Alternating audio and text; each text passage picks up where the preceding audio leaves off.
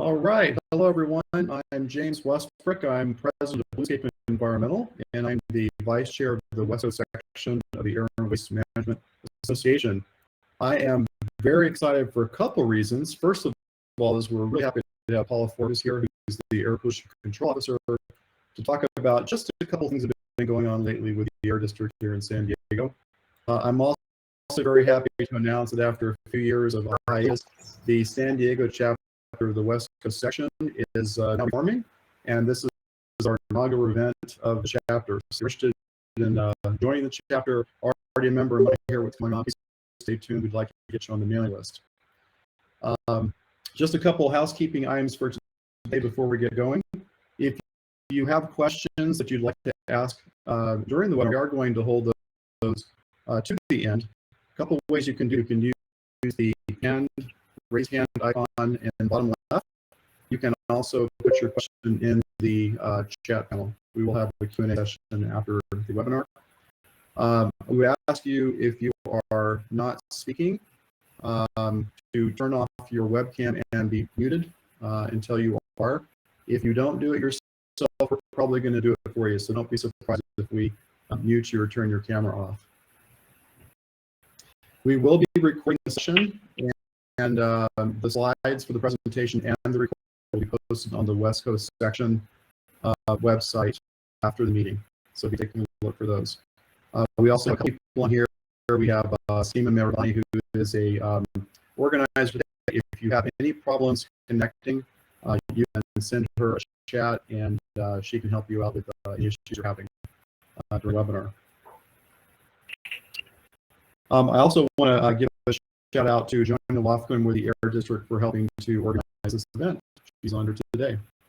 So at this time, I will introduce Paula Forbis. She was appointed as the new Air Pollution Control Officer for the San Diego County Air Pollution Control District in January 22. Prior to that, she served as district counsel with the Office County Council. Before that, she was working for the Department of Environmental Health and Quality and Planning and Development Services Code Enforcement. She actually was appointed to interim APCO in September of 2021 before becoming the APCO for the county air district. She did work for the Environmental Health Coalition for 12 years as in-house counsel, and also worked as a campaign manager for HC's Toxic Free Neighborhoods campaign. Paula has a BA in political science from UCLA, which is also where I went to college, probably around the same time, right? I don't know.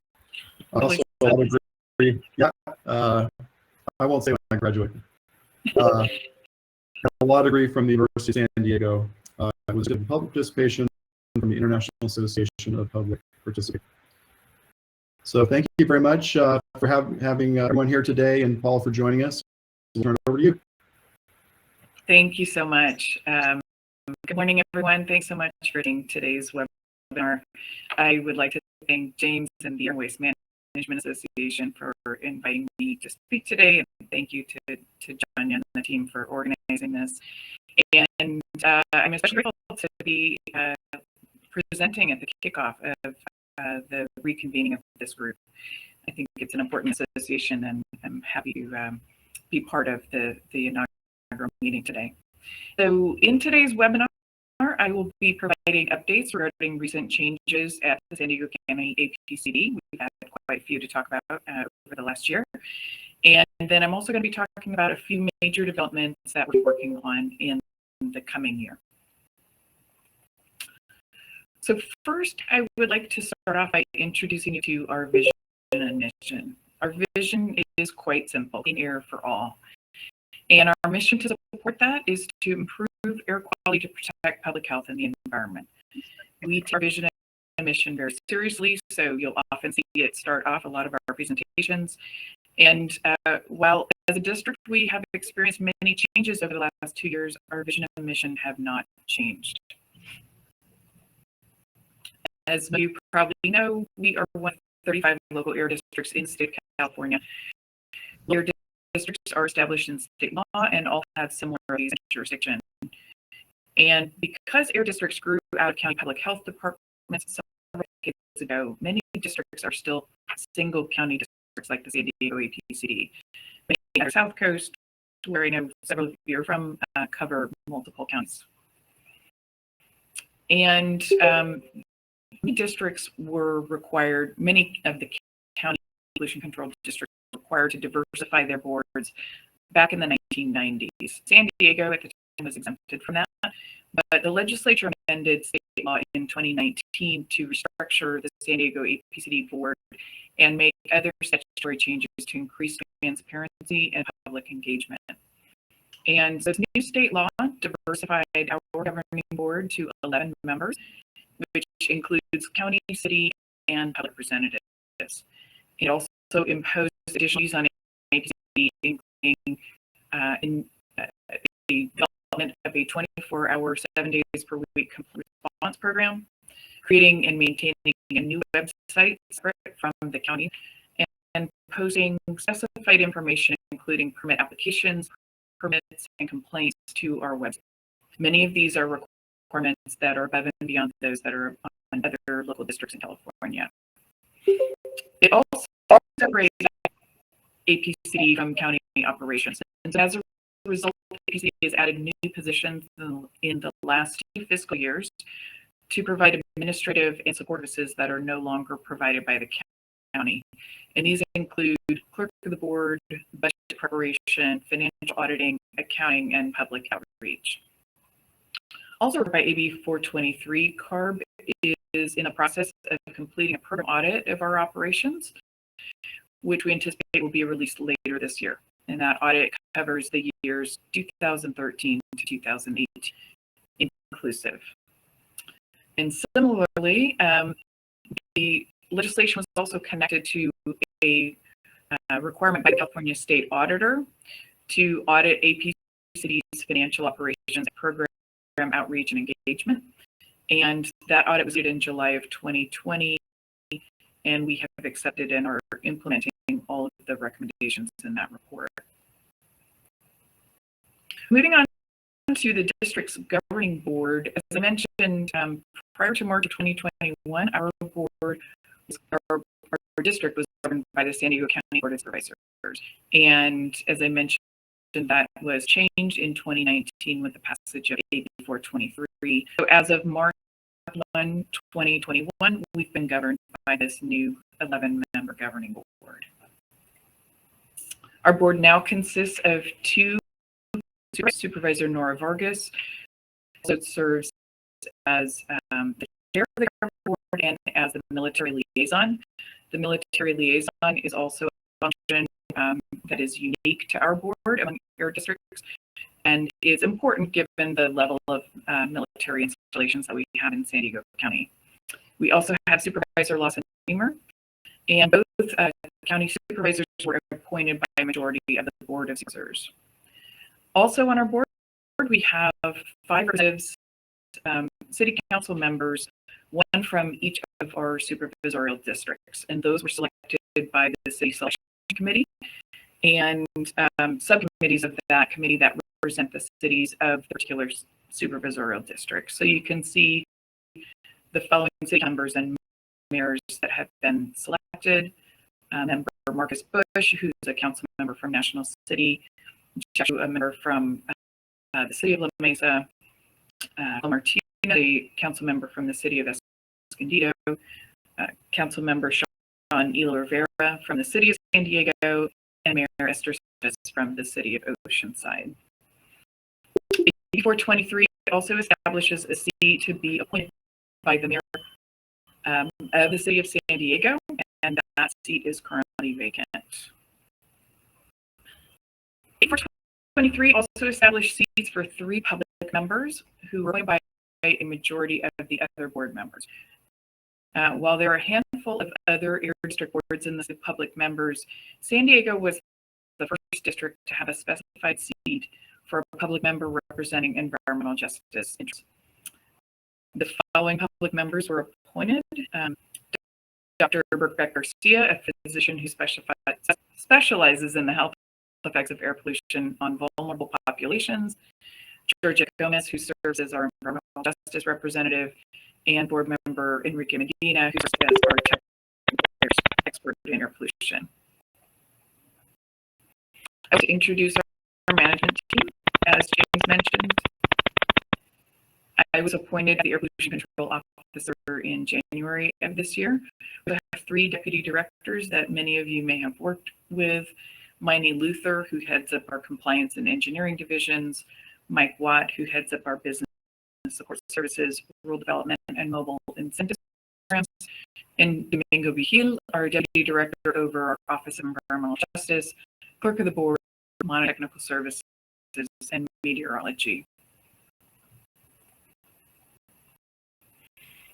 Last week, our board also adopted goals and objectives to guide our work over the next fiscal year as part of our fiscal 2022-23 budget. First and foremost in our goals is the goal of air quality, and it's to improve air quality in the region to state and federal air quality standards. And also, our mission is to promote public. This relates back to attainment of federal and state air quality standards, but also relates to our work on air toxic emissions from stationary sources. Next, environmental justice and equity. We're going to dive into this in a bit more detail, but EJ, as you'll see, is a new focus for our district, and we established an Office of Environmental Justice in 2020, which, as I mentioned, is headed up by Director Domingo Vigil. Next, public engagement and transparency. This was a major focus of 2023 and our restructuring, and the objective is to support informed decision-making and stakeholder confidence by promoting public engagement and transparency. We'll talk a bit about our public participation plan, which is going to be supporting this goal. And then finally, we have a goal of operational excellence, and that's to ensure superior service by pursuing technology innovations, appropriate resources in order to support our mission. And it gets down to us striving to promote quality customer service, both internal and external to the organization. As I mentioned, environmental justice and equity is an important focus for the district, and it's a critical component of our work. Last week, our governing board adopted an equity statement for the district, which is displayed here. I'll pause a moment to allow you to read it, but in general, it acknowledges we have made important progress in clean air. We have a lot of work to do to achieve our mission of clean air for all, especially in disadvantaged communities.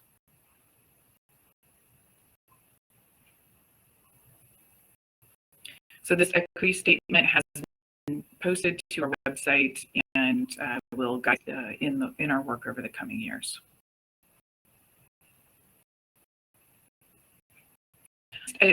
As I mentioned, our Office of Environmental Justice was created in 2020, and it was created by our board to intentionally and specifically integrate environmental justice considerations in all agency actions. And so this means supporting meaningful community engagement in the promotion of equity considerations in our decision-making processes. To ensure we accomplish this directive, we developed a framework that identifies our responsibilities and our goals.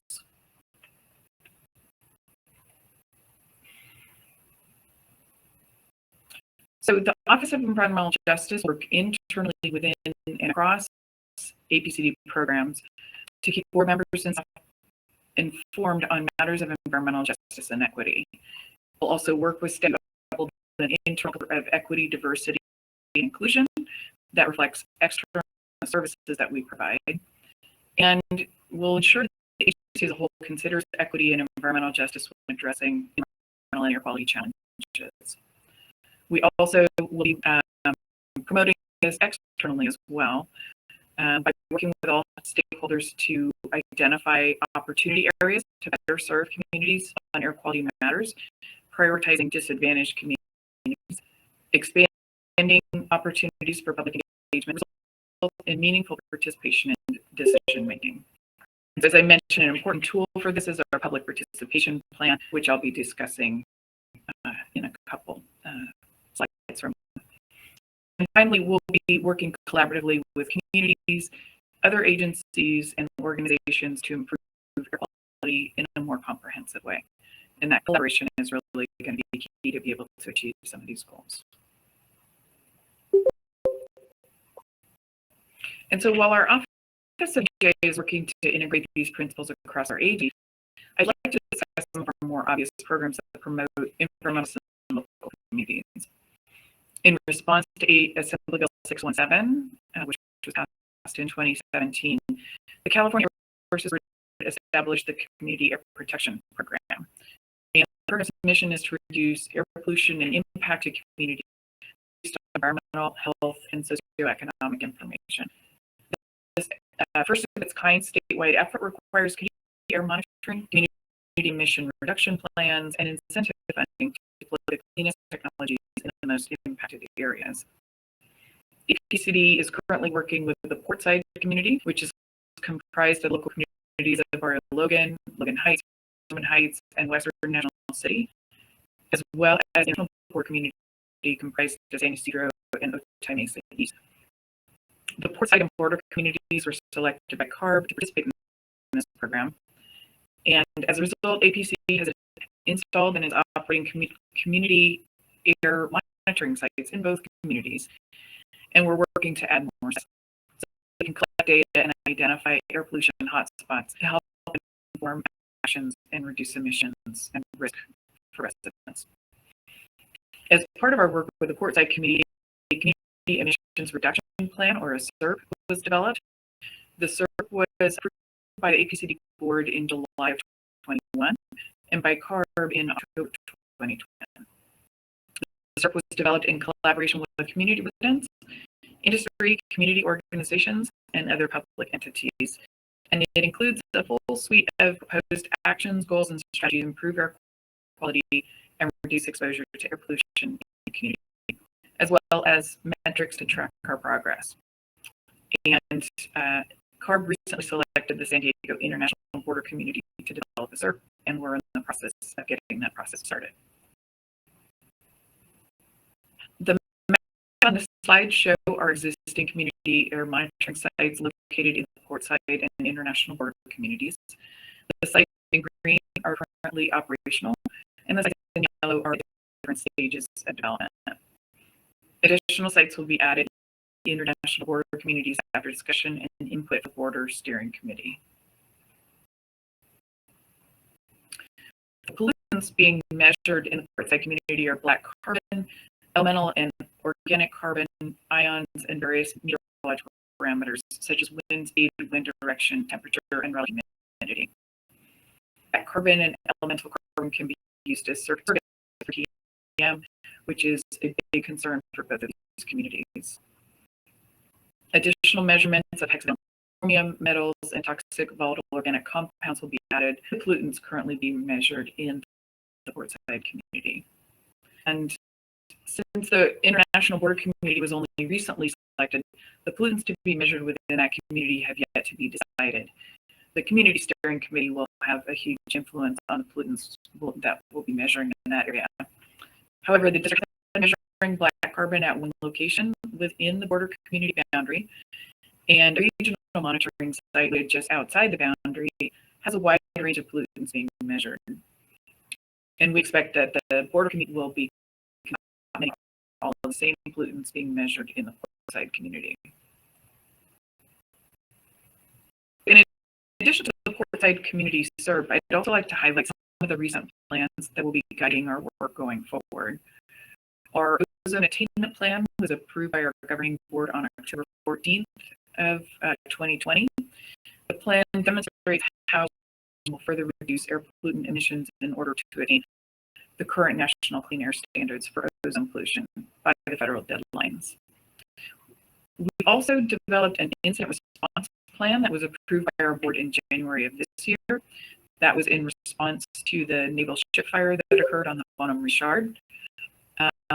The plan outlines APC's response to major releases of air contaminants that may cause adverse health consequences to the public and result in multi-agency response. It outlines how we will coordinate with other agencies in responding to those incidents. And as I mentioned, a public participation plan was approved by our board in April 2022. The purpose of the plan is to guide the district in maximizing its responsiveness to the public, organizing its participation efforts, and ensuring the public is involved in the district's processes and key issues related to air quality. So through the implementation of the public participation plan, we are hoping to increase transparency in our decision-making processes, increase meaningful public engagement, and strengthen our relationships and partnerships with communities we serve. And as I mentioned, public participation and engagement was one of the underpinning goals of D423, which restructured our district. So the overarching goals for the public participation plan are to build relationships and trust with the community, particularly with those that have experienced air quality impacts. And to support this goal, we have initiated a conversation series, community-based organizations, to stay informed about community air quality concerns and continue to learn the local needs for meaningful engagement. We'll also be providing the community meaningful tools, resources, and information so the community is empowered to be an engaged partner in APCD decision making. So part of this is developing materials that and explain technical air quality information in a way free from jargon and uses accessible language and imagery that's contextualized to the culture, lived experiences, and public health implications of communities. And then another key action here, connect with community members in places they trust and provide consistent engagement opportunities. And to support this goal, we'll be conducting outreach and engagement activities in places that are familiar to the community, such as community events, neighborhood association meetings, schools, faith-based organizations, and libraries. We'll also be in an organizational culture and structure that supports proactive engagement. And to support this goal, we'll be developing a training for staff on outreach methods, presentation practices, and facilitation tools. Finally, we're in the process, we're working to continue to establish partnerships with community-based organizations, government departments, and agencies who outreach is coordinated and to demonstrate collaborative results. And to support this goal, we will continue to partner with other agencies and organizations to ensure greater clarity of overlapping projects, initiatives, and outreach results. So next, I'd like to highlight a couple of other ongoing district programs which are key components of promoting our goals of public health and environmental justice. First, I'd like to highlight the revisions to District Rule 1210 were adopted by our governing board last November to protect public health and promote public engagement. Rule 1210 is our local rule which implements the California Air Toxics Hotspots program. And the program, I'm sure many of you are familiar with, requires facilities to estimate their emissions of air toxics and the potential health risks associated with emissions, and then to notify the public and reduce those risks if they exceed specified thresholds. Those thresholds are specified in District Rule 1210. And the recent changes are summarized on this slide, and they include lowering the cancer risk reduction threshold from 101 million to 10 and 1 million for emissions that occurred in calendar year 18 or later. This change was a major accomplishment reducing potential health risks associated with stationary source air toxics. The changes also require that all initial public notifications contain clear and readable maps with areas potentially impacted by the elevated health risk, require proof of distribution of public notification materials by a certain time frame. The changes require that a public meeting be conducted for all initial public notification and include requirements for potential extensions or reductions in case the facility needs more time in order to be able to achieve the risk thresholds. And so as part of this program, this slide mentions notifications and risk reduction plans that have been completed here year to date in 2022. So you can see that facilities are to conduct public notification or completed their notification so far this year for risk reduction plans. We have 12 facilities that were required to admit those risk reduction audit plans. 1 has been approved and 5 are currently in review. And so a part of our efforts to improve engagement transparency, all of this is up on our website. You can see the status of notifications and risk reduction plans on our hotspots website. And you can also sign up to receive notices with the program. And in terms of the public meetings that are required under this program, this lists out the public meetings that have been conducted in 2021 and 2022, and there are several coming that are referenced here on this list.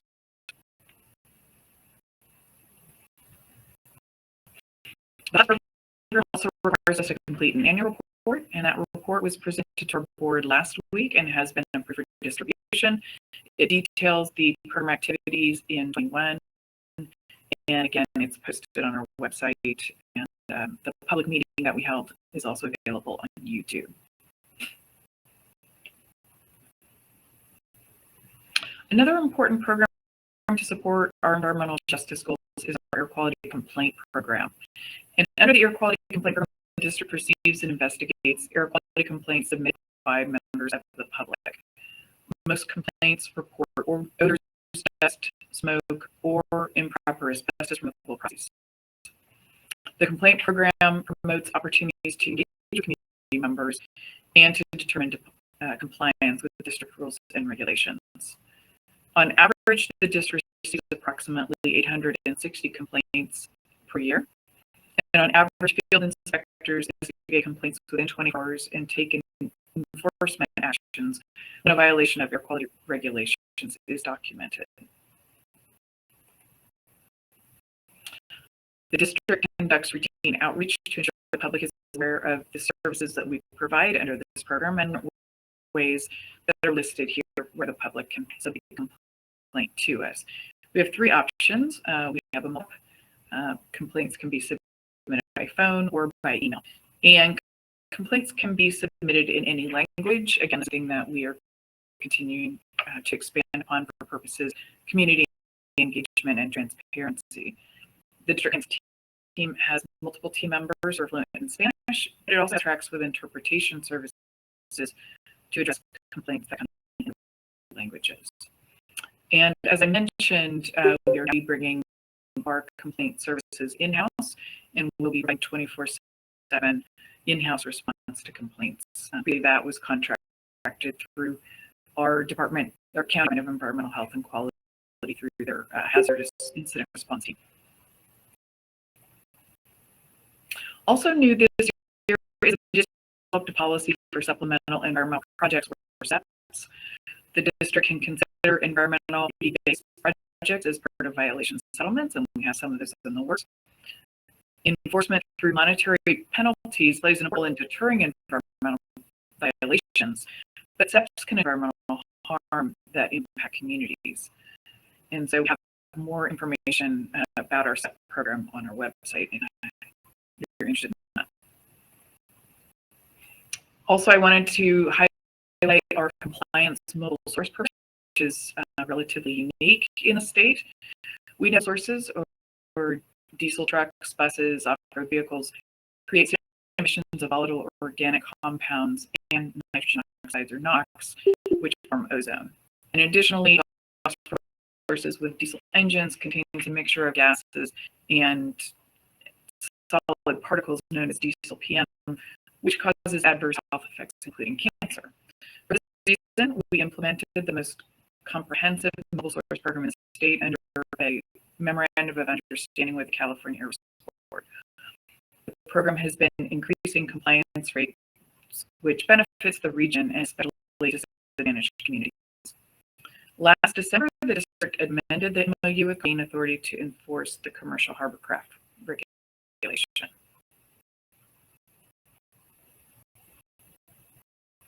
As a result of this program, collectively, we have made a lot of progress in terms of reducing emissions in San Diego County. As mobile source emissions are a main contributor to air pollution, this program is to our efforts to achieve state and federal air quality standards. Our goal has been to increase the number of mobile source inspections, as mobile sources play a big role in air emissions. And so in 2019, you see that the on-road inspections increased. We also entered into an MOU with the California Highway Patrol in order to be able to conduct inspections at Highway Patrol way stations independently. And so in 2019, those inspections increased as we were able to operate under that MOU. The pandemic definitely played a role in 2020, and in 2021, the mobile source inspections have rebounded and exceeded the numbers in years past. This slide shows the number of mobile source citations. In 2019, not only did on-road inspections increase through the MOU with the Highway Patrol, but the number of citations also increased. And in 2021, the number of citations began to increase after the impact from the pandemic. And this slide shows the non-compliance rate, which has been decreasing for mobile sources. And so through our MOUs, the non-compliance rate initially increased in 2019 when we increased the number of inspections, but it's been decreasing since through inspections, education, and outreach. And now it's roughly the same as we see for sources. So next, I'd like to move on to some other developments that are on the horizon for us.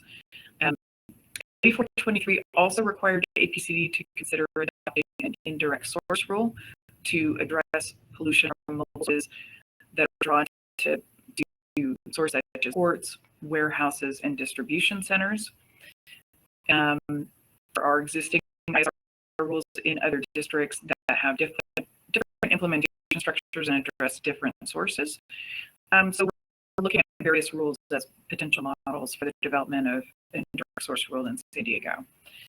And currently, we're conducting state outreach, and we expect to provide an update to our APCD governing board in fall of 2022 and hold our first public workshop potentially late 2022 or early 2023.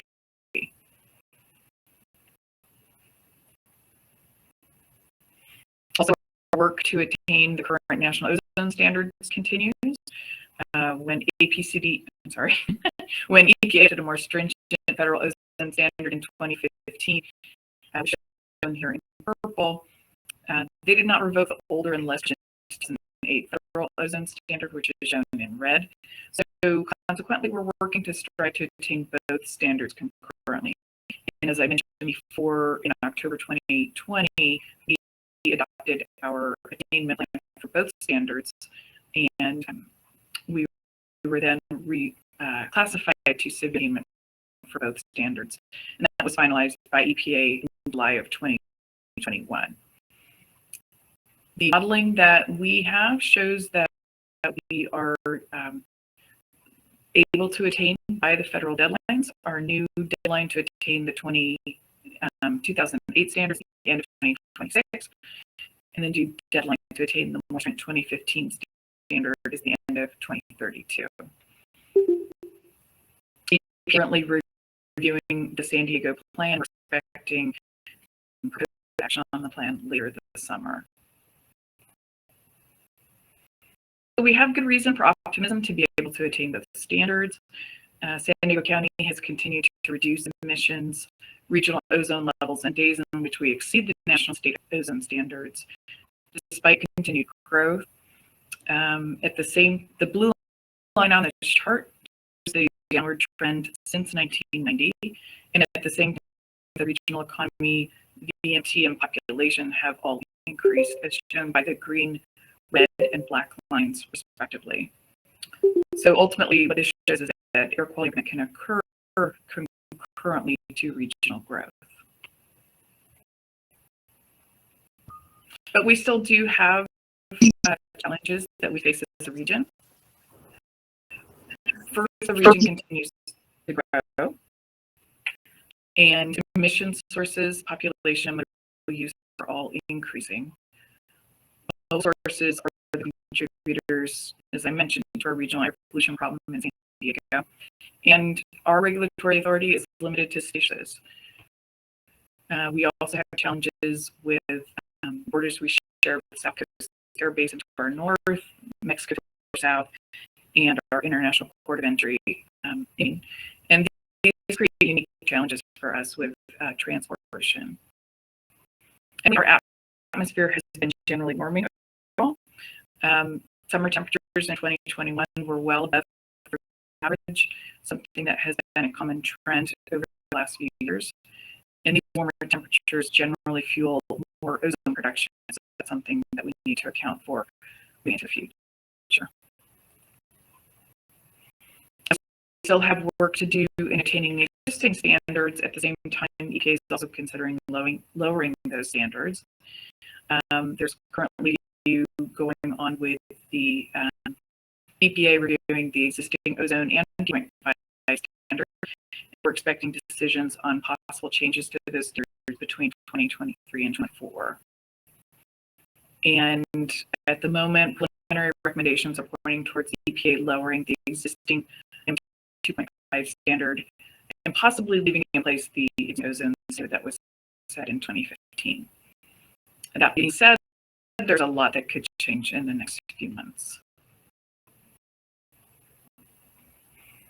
And then finally, with our 2020 federal plan now complete, APCD is now drawing our attention back to completing the update of our state ozone plan, which we call the Regional Air Quality Strategy, or RAQS. And like the federal standards, San Diego County also in for the state ozone standards, RAQS is updated periodically pursuant to the state law. Scheduled to adopt all feasible measures in order to attain ozone standards as quickly as possible, in addition to other regulatory requirements. We conducted a public back in October of 2021 to lay out some of the measures we were considering, as well as some revamps to the document overall to improve readability and focus on the topics that our stakeholders want to hear about. The next steps for APCD on the RAQS are to present an informational update to our board in August. And that will include a conceptual framework for how the main document will take shape. And then we'll be released after our document and conduct workshops by the winter of this year and have our board consider the final document spring of next year. So we encourage all stakeholders to follow along with this process as the document develops as we finalize our list of possible measures to explore further. And with that, I will ask for your questions. That concludes my updates. I'm happy to answer any questions that you have.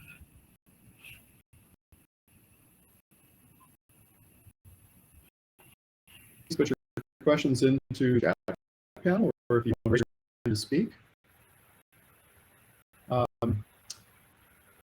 Paul, I want to first, before we get to congratulate you and your team for all the hard work with changes that have been happening. I know it's been difficult at times, but you have a great team, great progress I've seen just in a very short time. So again, thank you. Congratulations on everything you're doing. Look forward to seeing other changes going forward. The first question, you had some discussion on Rule 1210 and toxics, but what would you say are the industries that you're focusing on with developments going forward, whether it be reducing toxic emissions or ozone standards? What industries are you where you'd like to see emission reductions in the coming year or two? Well, as I mentioned, we're going to be looking at our indirect source. That's really going to be one of our major rule development projects forward in the short term. And that from AB 423 is required to focus on ports, warehouses, and distributors. And that's a challenge because these are new sources for us in terms of figuring out what that regulatory mechanism is going to look like. And so I anticipate there should be other updates to some of our other rules, but not to the same extent as a major new regulatory focus like that. And in addition to that, we're going to be to implement Rule 1210, focusing on the facility that are required to be included in that. Okay, and I guess any specific kinds of equipment that are focused on, there's been some welding, focus on welding and possible permitting, anything else with boilers, engines, that type of thing? Not, again, to the same extent. I would need to kind of get back with our rule development folks on that, but not to the same extent. We have done a major effort on welding, and that is that are up on our website as well. So we will be proceeding on the permitting for that, for those facilities that are required to permit. Okay, and a question on those developments. How can industry people and stakeholders work with you on those developments as they go forward? What are the opportunities for engagement with these developments? So I am currently, we're having weekly meetings with the Air Quality and Industry Working Group, and then we're also going to be having weekly meetings with the Industrial Environmental Association.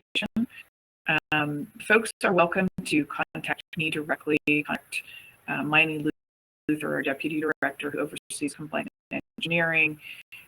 We're really trying to have an open door to be able to hear concerns for folks to be able to engage in these processes. In addition to have our standard rule development processes, we'll hold workshops, provide comments, response to comments that are made at the workshops, and those are going to be ongoing. And so, we will be holding those quarterly AIWG meetings to provide kind of updates on rules that we see coming down the pike. But in addition to that, folks can always reach out and contact us. Okay, there was a question on Rule 1210 amendments for the threshold that was lowered down from 100 to 10 and 1 million. How low does the facility need to reduce the cancer risk to what they need to reduce to less than 10 and 1 million? So I think it'd probably be helpful to describe what kinds of facilities are kind of reduction, or which ones might have been okay before aren't okay now with the new threshold. So let's see, the main facilities that are going to be impacted by that include some of the yards, the rock producing facilities, landfills. Many of those are going to be able to make changes to processes to come below those standards by incorporating into the permits operations that they're already doing right now, such as watering or things like that. Those requirements are going to need to be enforceable. So they would be incorporated into permits. And so we do have some of those plans that are currently in place, under review, rather, for folks to be able to incorporate, in some cases, what they're currently doing into their permits in order to be able to demonstrate that risk reduction. And I know there have been some developments in other parts of the state to lower the risk threshold even lower in environmental justice areas. Is that something they're considering as well? At this time, we're not considering additional changes to Rule 10, but it's certainly something that we could look at. Our new board is obviously very dedicated to environmental justice, and certainly those are things that we'll be looking at. As part of our Port Side environmental justice community, CARB has been working on a cumulative health risk assessment for the communities, and so that'll provide us some important information as well to be able to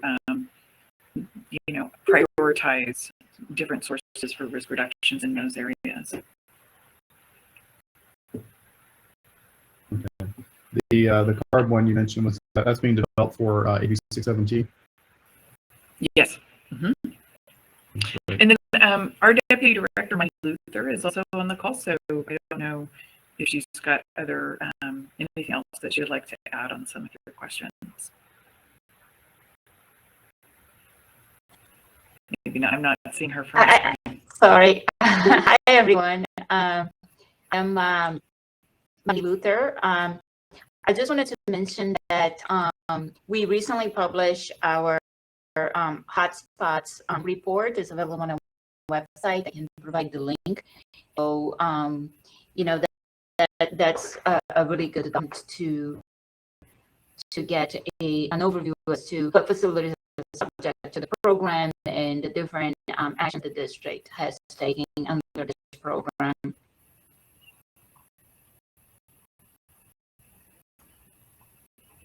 Thank you, Miney.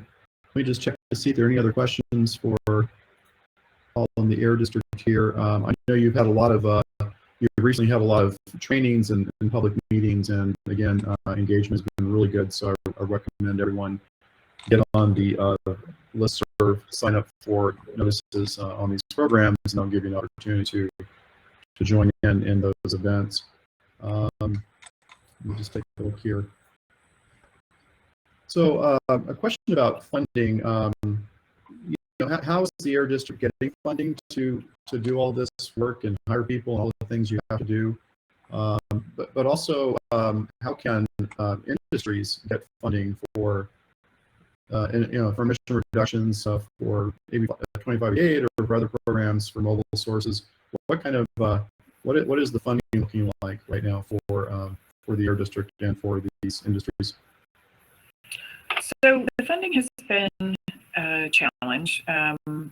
Previously, our board had one of the findings that came out of the California State Audit Report was that the district was using Department of Motor Vehicle funds to supplement station resource programs.